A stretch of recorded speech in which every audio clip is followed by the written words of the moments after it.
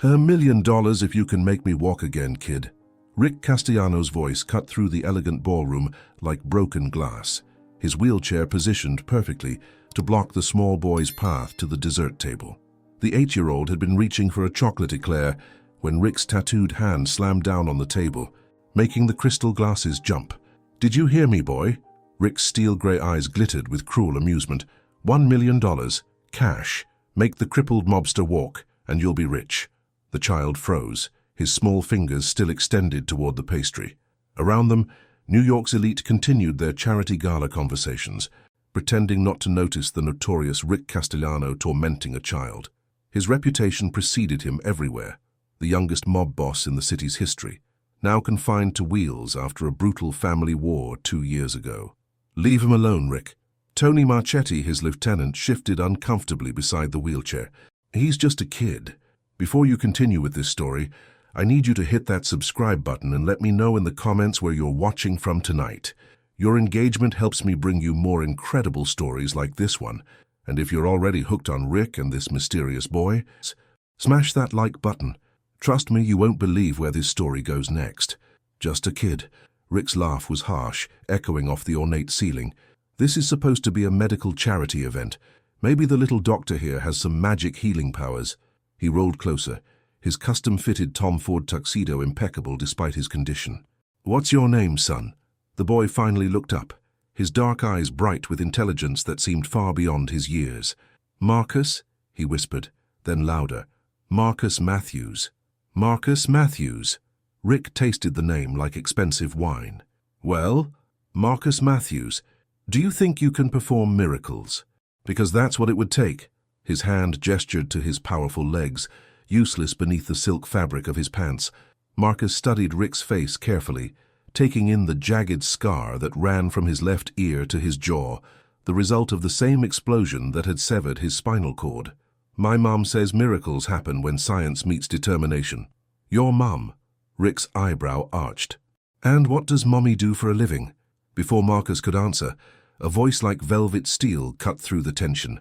"She performs miracles." Rick's head turned, and the world stopped. Standing behind him was the most beautiful woman he'd ever seen, tall, graceful, with rich brown skin that seemed to glow under the chandeliers, and eyes that held both compassion and fire. Her black evening gown was elegant but understated, and when she moved, it was with the confident stride of someone accustomed to saving lives. "Dr. Sarah Matthews," she said, extending a manicured hand that Rick found himself staring at, rather than taking. "Chief of neurosurgery at Mount Sinai, and Marcus's mother." The silence stretched like a taut wire. Rick Castellano, who had faced down federal prosecutors, rival mob bosses, and assassination attempts, found himself speechless in front of a woman who couldn't have weighed more than 120 soaking wet. $1,000,000, she said softly, her voice carrying easily despite the ballroom's chatter. "Did I hear that correctly, Mr. Castellano? You're offering $1,000,000 for the ability to walk again?" Rick's throat felt suddenly dry. "It was a joke, Lady Doc. Dr. Matthews." Her correction was gentle but firm. "And miracles, Mr. Castellano, are never a joke. They're a challenge." 2. The next morning, Rick stared at the business card that had somehow appeared in his jacket pocket. Dr. Sarah Matthews, Chief of Neurosurgery. Below her name, someone, presumably her, had written in elegant script, "The offer works both ways. Call me." Tony burst through the penthouse doors without knocking, a habit that usually earned him a verbal lashing.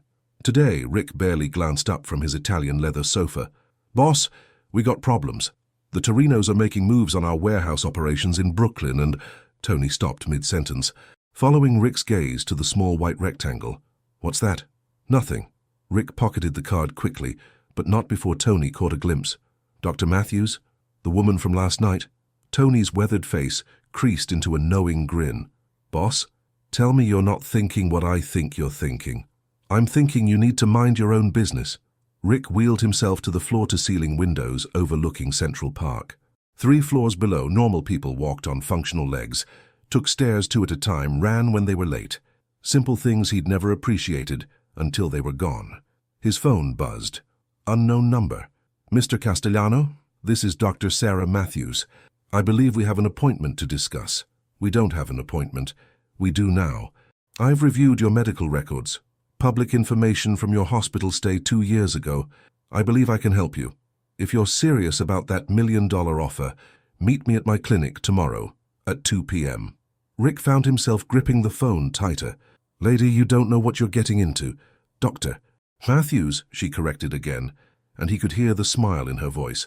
And Mr. Castellano, I specialize in cases that other doctors consider impossible. Your injury, while severe, isn't hopeless. The question is, do you want to walk again badly enough to trust me? The line went quiet except for the sound of Rick's heart hammering against his ribs. In the background of her call, he could hear hospital sounds, beeping machines, murmured conversations, the organized chaos of healing. There are complications, he said finally. My lifestyle isn't exactly safe. People who get close to me tend to get hurt. People who don't fight for what they want tend to get nowhere, she replied. I'll see you tomorrow, Mr. Castellano. And Mr. Castellano, bring that $1 million attitude. You're going to need it. She hung up before he could respond. Tony was staring at him with an expression Rick had never seen before. Boss, she just hung up on you. Nobody hangs up on you. Apparently, Dr. Sarah Matthews does. Rick looked at the card again, noting the way she'd written her personal cell number beneath the clinic address. Tony, I want everything you can find on this woman. Family, friends, enemies, parking tickets, library books, everything. You got it, boss. Tony headed for the door, then paused.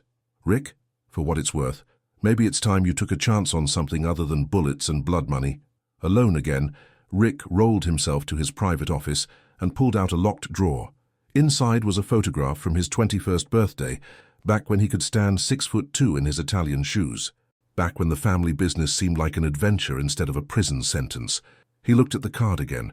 Dr. Sarah Matthews, the woman who'd stood toe-to-toe with him in a room full of New York's most dangerous people and challenged him to be better than he was. For the first time in 2 years, Rick Castellano began to hope. 3 Mount Sinai Medical Center hummed with the controlled urgency that Rick had always associated with war zones. The difference was, here people were fighting to save lives instead of taking them. His custom wheelchair navigated the spotless corridors, while patients and staff gave him a wide berth. His reputation preceded him even in places dedicated to healing. Dr. Matthews's office was on the 12th floor, overlooking Manhattan's East Side. When her assistant announced him, Rick half expected another power play. Instead, she opened the door herself, dressed in scrubs that somehow made her even more striking than the evening gown had. Mr. Castellano, thank you for coming. She stepped aside to let him enter, and Rick caught a hint of her perfume, something subtle and expensive that made him think of gardens in Sicily. Doc, he maneuvered his chair to face her desk, where his medical files were spread out like battle plans. Before we begin, she said, settling into her chair with fluid grace, I need to ask you something directly. Why do you really want to walk again? The question caught him off guard. Because I can't. That's not an answer. Her dark eyes held his steadily. I've seen your financial records, Mr. Castellano. You're worth more than some small countries. You could buy the best mobility equipment in the world, the most luxurious accommodations, personal assistants to handle anything you can't reach. Why risk experimental surgery? Rick studied her face, looking for the angle, the hidden agenda. Everyone wanted something from him. Money, protection, power, revenge. What do you think? I think, she said, leaning forward slightly, that you miss feeling powerful in your own skin. I think the wheelchair represents everything that was taken from you, and walking again would be taking it back. The accuracy of her assessment hit him like a physical blow. You got all that from my x-rays? I got that from watching you last night. The way you moved through that crowd, the way you commanded attention even sitting down. She opened his file, revealing MRI images of his damaged spine. But I also see something else in these scans that your previous doctors missed. Rick leaned forward despite himself. What? Hope. She traced a finger along one of the images. The damage to your spinal cord was severe but not complete.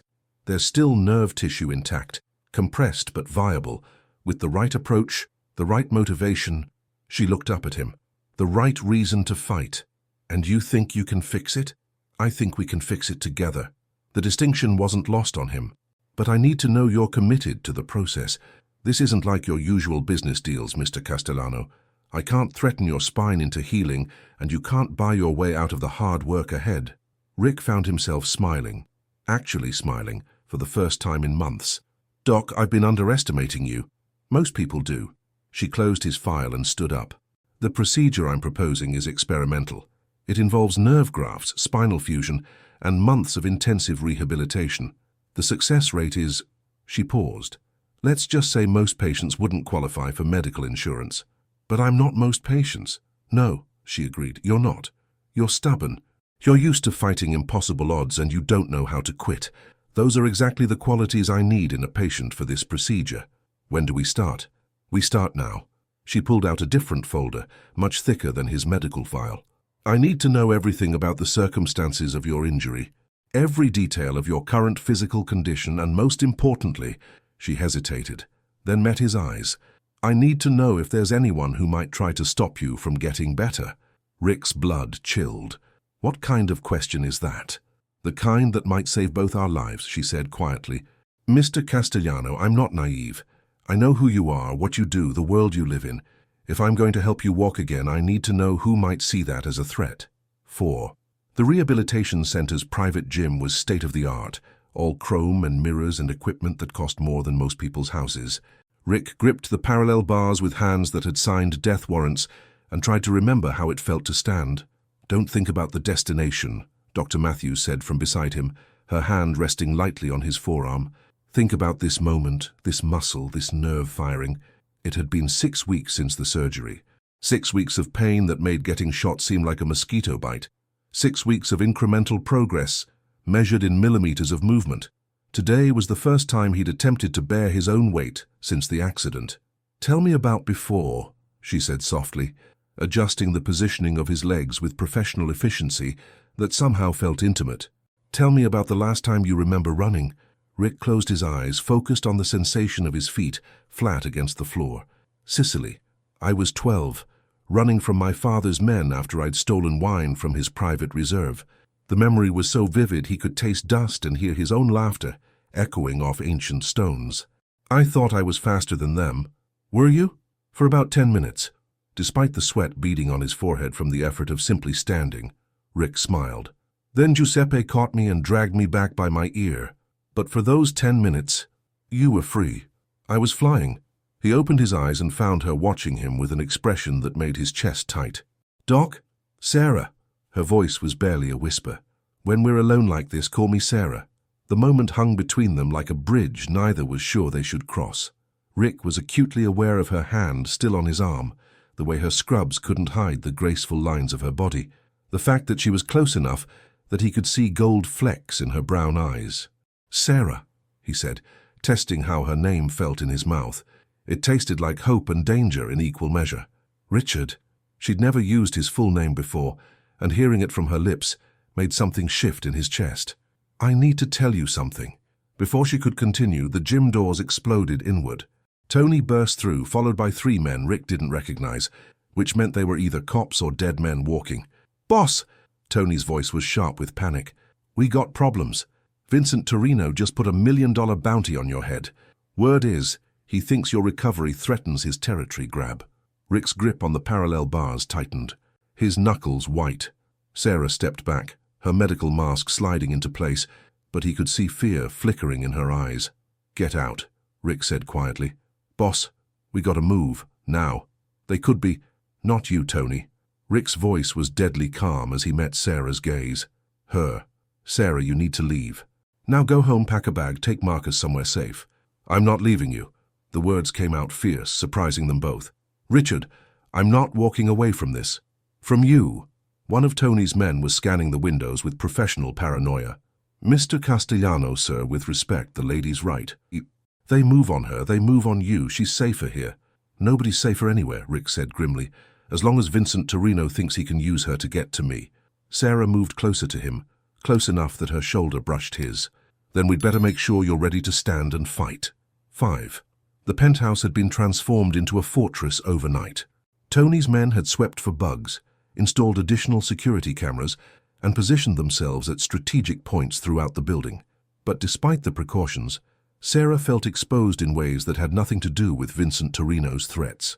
She stood at Rick's kitchen window, watching Marcus play chess with Tony on the terrace below, while 2 bodyguards maintained discreet watch. Her son had adapted to their temporary relocation with the resilience of childhood, treating their stay as an adventure rather than protective custody. "He likes you," Rick said from behind her. She turned to find him working his way across the kitchen using a walker. Significant progress from the wheelchair he'd abandoned 3 days ago. "Tony, Marcus." Rick's smile was gentle, transforming his scarred face into something almost boyish. "He asked me yesterday if I was going to marry his mom." Heat flooded Sarah's cheeks. "He's 8. He thinks anyone who talks to me for more than 5 minutes wants to marry me. Smart kid." The words were out before Rick could stop them, and the silence that followed was electric. "Sarah, I don't." She moved toward him, close enough to steady him if he needed it, close enough to see the uncertainty in his eyes. "Don't apologize for saying what we're both thinking." Rick set the walker aside and leaned against the granite countertop, his improved balance a testament to weeks of grueling therapy. "What we're both thinking is complicated. My life has been complicated since the moment I decided to become a neurosurgeon in a world that didn't believe women could handle the pressure." She reached out, her fingers tracing the scar along his jawline with feather-light touches. "Complicated doesn't scare me, Richard, but losing you does." His hand covered hers, pressing it against his face. "I'm not going anywhere. Vincent Torino might have other ideas. Vincent Torino is a dead man walking. He just doesn't know it yet." The cold certainty in Rick's voice reminded Sarah exactly who she was falling for, a man who solved problems with violence, who lived in a world where love could be a liability. "Is this what it's going to be like?" she asked. "Constantly looking over our shoulders, worrying about who might use us to get to each other?" "No." Rick's other hand found her waist, pulling her closer. "Because after I deal with Vincent, I'm getting out. All the way out. You can't just leave the mob, Richard. It's not a career change. Watch me." His forehead rested against hers. "Sarah, you saved my life in ways that have nothing to do with surgery. You made me remember who I used to be before this world turned me into something I barely recognize. If walking again means I get to walk away from all this with you and Marcus..." The kiss happened gradually, like sunrise, inevitable and transformative. Sarah had kissed men before, but never someone whose hands shook slightly as they framed her face, never someone who kissed like he was memorizing the taste of her. When they broke apart, she was breathless. "The $1 million. What?" "You owe me $1 million. I made you walk again." Rick laughed, the sound rich and genuine. "Dr. Matthews, you made me do a lot more than walk." He pulled her closer. "You made me want to run towards something instead of away from it." Through the window, they could see Marcus checkmate Tony with a triumphant grin. The bodyguards applauded, and for a moment the scene looked almost normal, like a family enjoying a peaceful afternoon instead of a mob boss, a doctor, and her son hiding from assassins. "Sarah," Rick's voice was soft against her ear, "whatever happens with Vincent, whatever we have to face, I want you to know that loving you is the first thing I've done in 20 years that feels completely right." 6. The warehouse in Brooklyn still smelled like blood and gunpowder, even though Tony's cleanup crew had worked through the night. Rick stood without assistance for the first time in 2 years, his legs steady beneath him, as he surveyed the aftermath of Vincent Torino's failed ambush. 5 of his men, Tony reported, his voice carefully neutral. "No casualties on our side. Vincent got away, but he's wounded. Should we pursue?" "No." Rick's answer surprised everyone in the room, including himself. 3 months ago, he would have hunted Vincent to the ends of the earth for this disrespect. Today, all he could think about was getting back to Sarah and Marcus. "Double the security on the penthouse. I want Vincent to know that he can't touch what's mine, but I'm not starting a war over this." Tony's weathered face creased in confusion. "Boss, since when do we let attacks go unanswered?" "Since I remembered what I'm fighting for." Rick walked to the warehouse windows, testing his balance with each step.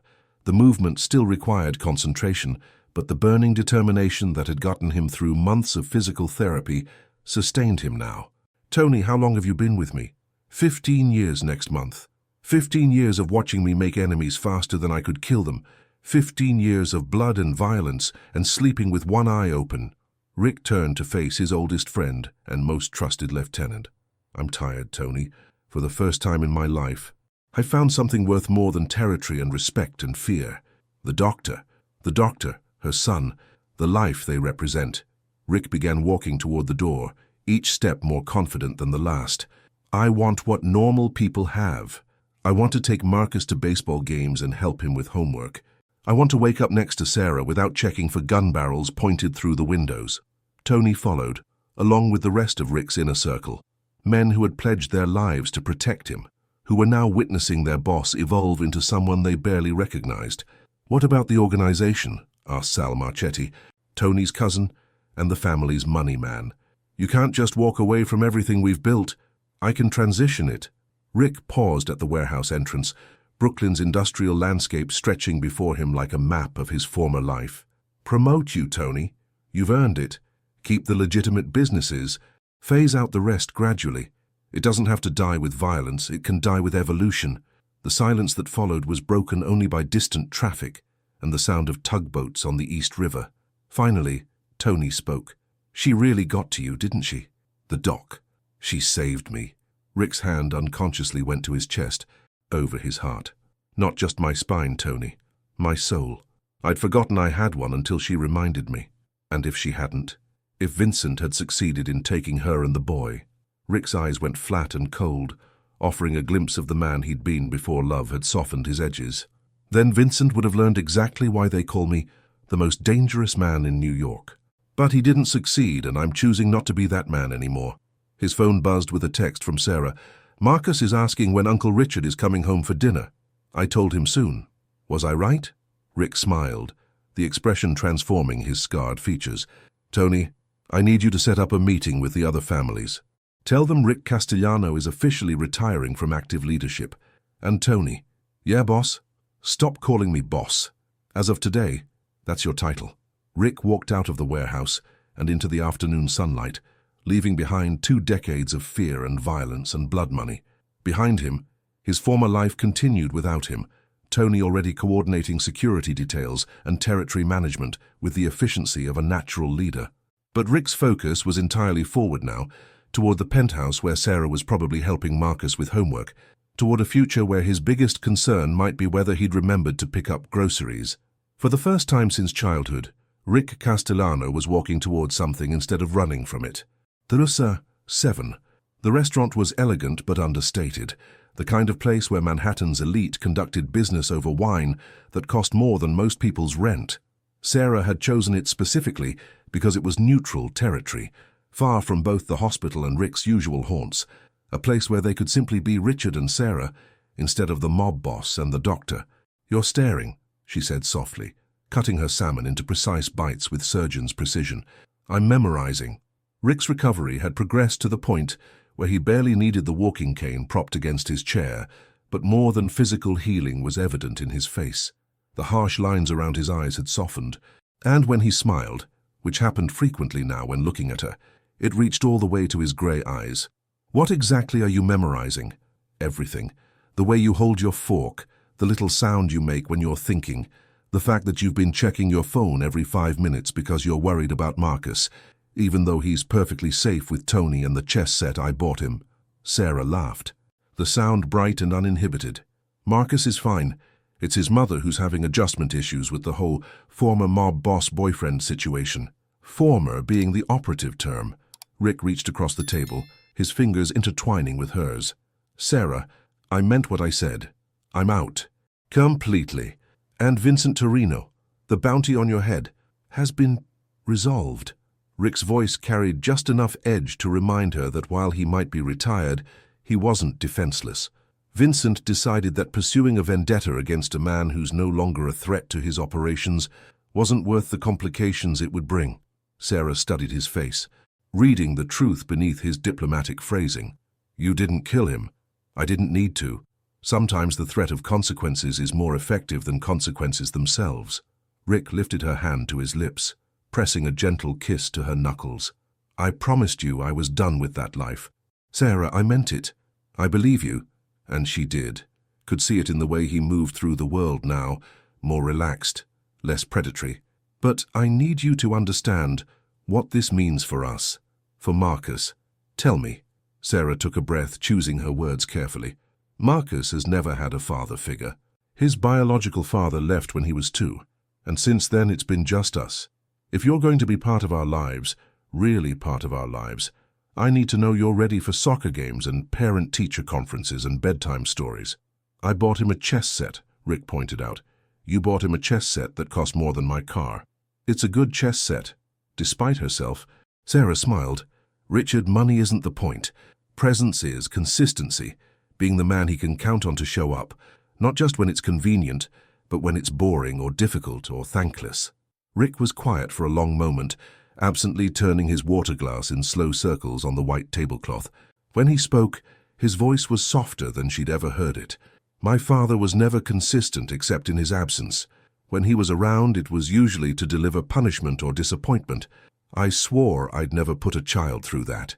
He looked up at her. But I've also never had a reason to try to be better than him until now. And now? Now I want to teach Marcus how to play chess properly, instead of buying him expensive sets.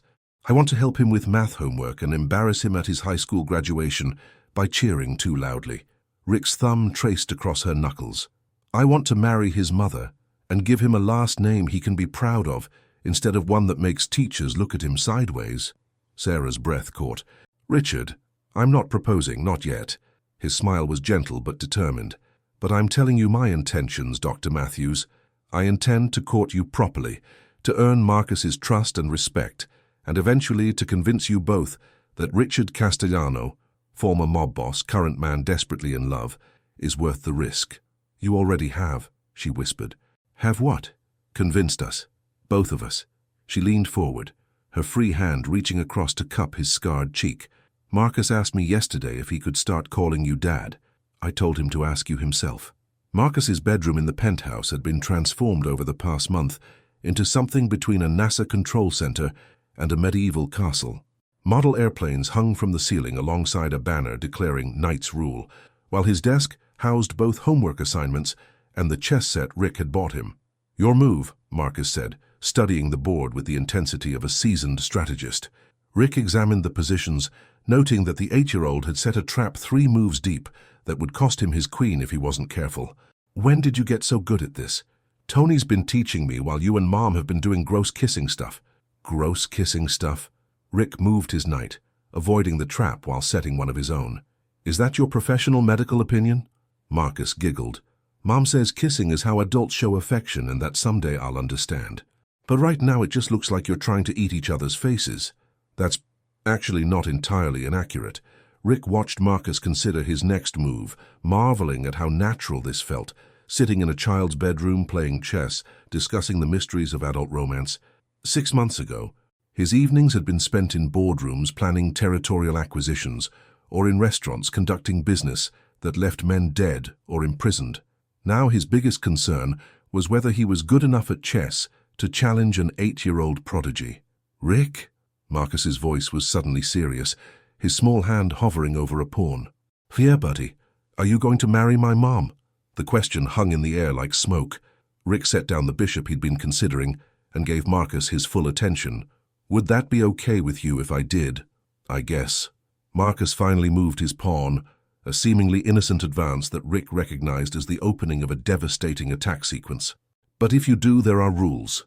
Rules? First, you have to promise to never hurt her. Not ever. Not even if you get really mad.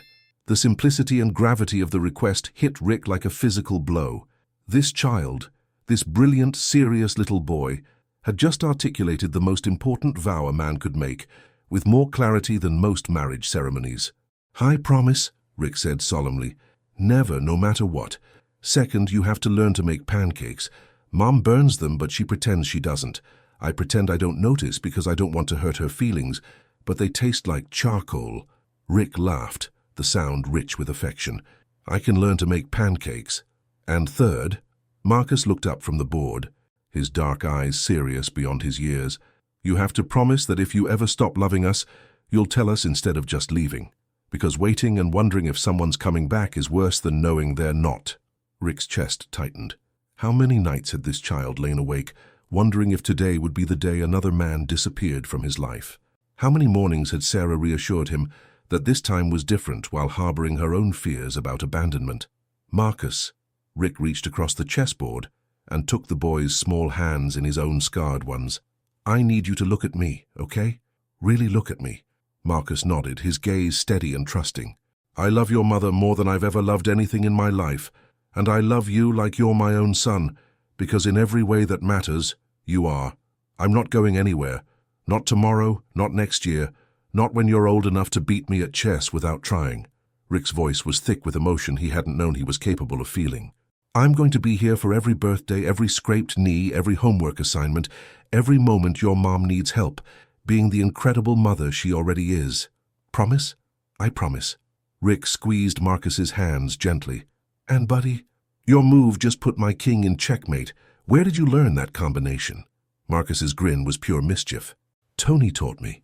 He said it's called the Sicilian Dragon and that all the best strategists know it. Remind me to have a talk with Tony about teaching you advanced chess theory. Are you mad?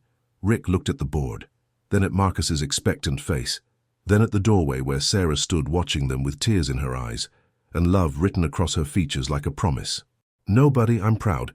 Your mom's going to flip when she realizes you can beat both of us. Can we tell her together? Absolutely. Rick stood up, his legs strong and steady beneath him. Come on, future grandmaster. Let's go tell your mom that her son is a chess prodigy and that her boyfriend just got schooled by an 8-year-old. Marcus jumped up and ran toward his mother, chattering excitedly about Sicilian dragons and strategic thinking. Sarah wrapped him in a hug, then extended her arm to include Rick in their embrace. Standing there in the hallway between Marcus's room and their future, Rick realized that for the first time in his life, he was exactly where he belonged. 9. The call came at 3:47 a.m. on a Tuesday, shattering the peaceful quiet of the penthouse like gunfire. Rick jerked awake, his hand instinctively reaching for the gun that no longer lived in his nightstand before his brain processed the ringing phone. Yeah? Boss, Rick, we got a problem. Tony's voice was tight with controlled panic. Vincent's back and he's got the kid. The world stopped. Rick was upright and moving before the words fully registered, adrenaline flooding his system like ice water. What are you talking about? Marcus is in his room. No, he's not. Sarah's voice came from the hallway, trembling with terror. Richard, he's not here. His bed hasn't been slept in, and the window... Her voice broke. Someone came through the window. Rick's phone buzzed with an incoming text from an unknown number. The message was a photo. Marcus, unharmed but clearly frightened, sitting in what looked like an abandoned warehouse. Below the image, "The $1 million you owe, 1 hour, come alone or the boy dies. V. Sarah." Rick's voice was deadly calm as he began pulling on clothes. "I need you to listen to me very carefully. Tony's going to take you to the safe house in Queens.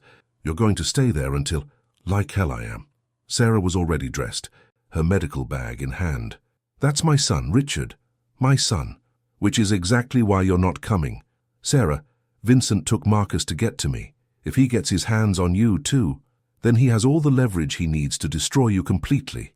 She moved closer to him, her hands framing his face with fierce determination. "But Richard, if you think I'm going to sit in a safe house while my child is in danger, you don't know me at all." Tony appeared in the bedroom doorway, body armor strapped over his shirt, weapons visible beneath his jacket. "Rick, we got 20 minutes to get across town if we want to make his timeline." "What's the play?" Rick closed his eyes, his mind racing through tactical scenarios and risk assessments and probability calculations. In his former life, this would have been simple. Overwhelming force, maximum violence, consequences dealt with later. But Marcus wasn't a rival family's son or a witness to be eliminated. He was an 8-year-old boy who called him almost dad and beat him at chess and trusted him to keep his promises. "The warehouse in Red Hook," Rick said, opening his eyes. "Vincent's predictable. He'll use the same place he ambushed me before because he thinks it gives him a psychological advantage. Or because it's a trap," Tony pointed out. "It's definitely a trap." Rick checked his watch. "Sarah, I need you to understand something. Vincent isn't just trying to kill me anymore. He's trying to break me. Taking Marcus, threatening the person I love most in the world, that's not about territory or business. That's about revenge. Then we don't give him the satisfaction." Sarah's voice was steady, her surgeon's composure asserting itself despite the circumstances. "We get Marcus back and we end this tonight. Sarah, Richard." She silenced him with a look that could have stopped traffic. "I've spent my entire career making life or death decisions under pressure. I've saved children who came to me with trauma that would break most adults. I am not helpless. And I am not sitting this out." Tony cleared his throat. "With respect, Doc, this isn't a medical situation. It is if Marcus is hurt. Sarah's jaw was set in a line Rick recognized from their first meeting. Absolute determination wrapped in deceptive calm. "And it is if any of you get shot trying to rescue him. Richard, I'm coming with you whether you like it or not. The only question is whether I'm coming as part of your plan or as a complication to it." Rick studied her face, seeing not just the woman he loved, but the surgeon who had refused to accept that his injury was permanent, the mother who had raised a brilliant son while building a groundbreaking career, the person who had challenged him to be better than his worst instincts. "Tony," he said finally, "get her a vest and call Detective Morrison. Tell him we're going to need EMTs on standby 3 blocks from the warehouse." "Richard," Sarah said softly, "I love you. I love you too. Both of you." Rick kissed her quickly, fiercely. "Which is why we're all coming home from this, all of us." His phone buzzed again. This time it was a video. Marcus, still unharmed but looking smaller and more frightened than Rick had ever seen him, speaking directly to the camera. "Rick, Vincent says to tell you that if you don't come in the next—" Marcus looked off camera, then back. "In the next 40 minutes he's going to start hurting me. But Rick, don't come alone, please don't come alone." The video cut off, leaving them in silence, broken only by the sound of Sarah's carefully controlled breathing and the distant noise of Tony loading weapons in the next room. "Smart kid," Rick said grimly. "He knows Vincent wants me isolated. He also knows," Sarah said, her voice fierce with maternal pride and terror, "that his family doesn't abandon each other." 10. The warehouse squatted against Brooklyn's skyline like a concrete cancer, its broken windows staring blindly across the East River toward Manhattan's glittering lights. Rick sat in the passenger seat of Tony's SUV, checking his weapon for the 3rd time, while fighting the urge to storm the building immediately. 2 snipers on the roof, Tony reported through his earpiece. "At least 6 men inside, plus Vincent and the boy. They're expecting you to come through the main entrance." "Which is exactly what I'm going to do." Rick's voice was steady, but Sarah could see the tension in his shoulders, the way his fingers drummed against his thigh. "Vincent wants theater. I'll give him theater. And I'll give him a surprise," Sarah said from the back seat, checking her own earpiece. Her medical bag was stocked with trauma supplies, and despite Tony's protests, she wore body armor beneath her jacket. "How long do I wait?" 10 minutes after I go in," Rick said. "Tony takes out the snipers. You enter through the side door, find Marcus, and get him to safety. I keep Vincent distracted." "What if he doesn't want to be distracted? What if this is just about killing you?" Rick turned to face her, his gray eyes soft despite the circumstances. "Then you and Marcus run and you don't look back, promise me, Sarah." "No." Her answer was immediate and absolute. "I don't make promises I won't keep, and I won't abandon you any more than you'd abandon us." Before Rick could argue, his phone rang. Vincent's number. "You're late, Castellano, and you're not alone. The boy better be unharmed, Vincent." "Oh, he's fine. Smart kid, actually. Been telling me all about his chess strategies while we wait. Did you know he can checkmate most adults in under 20 moves?" Rick's jaw clenched. Vincent was playing psychological games, trying to get under his skin by demonstrating how much access he had to Marcus's thoughts and fears. "What do you want?" "What I've always wanted. Respect, recognition, and your territory." Vincent's voice carried across the phone with cold satisfaction. "But mostly I want you to understand what it feels like to lose everything that matters to you. I'm here. Let Marcus go and we'll settle this between us." "Oh, we'll settle it, all right. But the boy stays until we're finished. Insurance, you understand. Can't have you running away again like you did from our last conversation." The line went dead. Rick looked at his watch. 4:23 a.m. In 7 minutes, he would walk into that warehouse and face the man who had tried to kill him, who had kidnapped the child he loved, who represented everything violent and destructive about his former life. "Rick," Sarah's hand found his shoulder. "Whatever happens in there, I need you to know something." "What?" "Marcus and we didn't fall in love with the mob boss. We fell in love with the man who learned to make pancakes and helped with homework and kept his promises." Her voice was fierce with conviction. "That man, the one who chose love over revenge, family over power, that's who you really are. Don't let Vincent make you forget that." Tony's voice crackled through their earpieces. "Snipers are down. Side entrance is clear. You're good to go, Rick." Rick kissed Sarah once, hard and desperate and full of all the words they might not get a chance to say.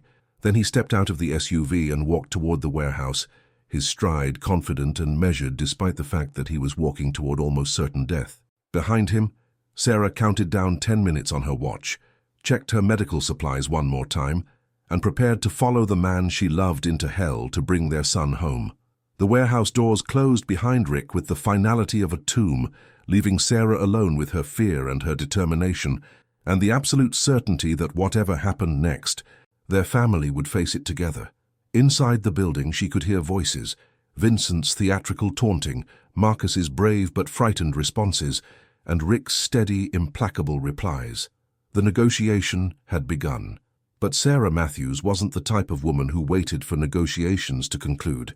She was the type who saved lives against impossible odds, who had brought a mob boss back from paralysis through sheer determination, who had taught her son that miracles happened when science met resolve. Vincent Torino was about to learn why they called her the best neurosurgeon in New York, and why the people she loved were worth more than his revenge. Lo 11. The warehouse interior was a cathedral of shadows and rust, lit by harsh spotlights that turned the concrete floor into a stage. Marcus sat in a metal chair 20 feet from the entrance, unharmed but clearly frightened, while Vincent Torino paced behind him like a predator savoring the hunt. "Rick Castellano," Vincent's voice echoed off the high ceiling. "The great mob boss who gave up his crown for a woman and a child. How noble, how pathetic." Rick stepped into the light, his hands visible and empty, his expression calm despite the tactical nightmare surrounding him. 6 armed men formed a loose semicircle around the warehouse floor, and he could hear movement in the rafters above. More men, more guns, all pointed at him. "Vincent," Rick's voice carried easily across the space, "you look good for a man who's supposed to be dead." Disappointed? Vincent was smaller than Rick remembered, his face bearing fresh scars from their last encounter. "Sorry to ruin your retirement plans." "My retirement plans are just fine. Let the boy go and we'll discuss your grievances like civilized men." Vincent laughed, the sound sharp and bitter. "Civilized? From the man who ordered the deaths of half my crew? Who put me in the hospital for 3 months?" he gestured toward Marcus. "This isn't about civilization, Rick. This is about consequences." Marcus spoke up, his voice small but steady. "Mr. Vincent, my mom says that consequences are supposed to teach people to make better choices. What choice are you trying to teach?" The simple question from the 8-year-old seemed to catch Vincent off guard. He studied Marcus with the expression of a man trying to solve an unexpected puzzle. "Your mom," Vincent said finally, "is about to learn that some choices have permanent consequences." "Speaking of my mom," Marcus said with the kind of fearless logic that only children possess, "she's probably really worried about me right now. And when my mom gets worried, she gets creative." Rick felt a chill of recognition. Marcus wasn't just making conversation. He was buying time, setting up some kind of plan with the tactical awareness of someone much older than 8. "Creative how?" Vincent asked, despite himself drawn into dialogue with his hostage. "Well," Marcus said thoughtfully, "she's really good at finding things that other people miss. Like when Rick's doctors said he'd never walk again, but she found nerve pathways they didn't see. Or like how she found the side door to this warehouse that your guards forgot to watch properly." Vincent's head snapped up just as Sarah Matthews materialized from the shadows behind him, moving with the surgical precision that had made her one of the country's top neurosurgeons. In her hand was a syringe loaded with enough anesthetic to drop a man twice Vincent's size. "Hello, Vincent," she said pleasantly, the needle hovering inches from his neck. "I'm Dr. Sarah Matthews, and you've kidnapped my son." The warehouse erupted into chaos. Vincent's men swung their weapons toward Sarah, but Rick was already moving, his rehabilitation-strengthened legs carrying him across the concrete with deadly purpose. Tony's team crashed through windows and side entrances, and suddenly the controlled environment Vincent had created dissolved into a 3-way firefight. "Marcus," Sarah called out. "Chess move 7." Without hesitation, Marcus rolled backward out of his chair and scrambled toward the corner where industrial equipment provided cover. Rick reached him at the same moment Sarah's syringe found its target, and Vincent Torino collapsed like a marionette with cut strings. "Is he dead?" Marcus asked, peering around a concrete pillar. "No, honey," Sarah said, checking Vincent's pulse with professional efficiency. "Just sleeping. Very deeply." The gunfire stopped as abruptly as it had begun. Tony's voice echoed through the warehouse. "All clear. Vincent's men are down or neutralized." Rick pulled Marcus into his arms, feeling the boy's small body trembling with residual fear and adrenaline. "You okay, buddy? Did they hurt you?" "I'm fine," Marcus said, his voice muffled against Rick's shoulder. But Mr. Vincent has really bad breath, and his guards are terrible at chess. They wouldn't even play with me." Sarah joined them, her medical bag already open as she began checking Marcus for injuries with swift, thorough movements. "Any pain? Dizziness? Did they give you anything to eat or drink?" "Just water, and some crackers that tasted like cardboard." Marcus looked up at Rick seriously. "Did I do good with the distraction thing?" "You did perfect," Rick said, his voice thick with emotion. "Both of you, I've never been more proud or more terrified in my life." Tony approached, holstering his weapon. "Vincent's alive but unconscious. His men are zip-tied and waiting for Detective Morrison's people. What do you want to do with Vincent when he wakes up?"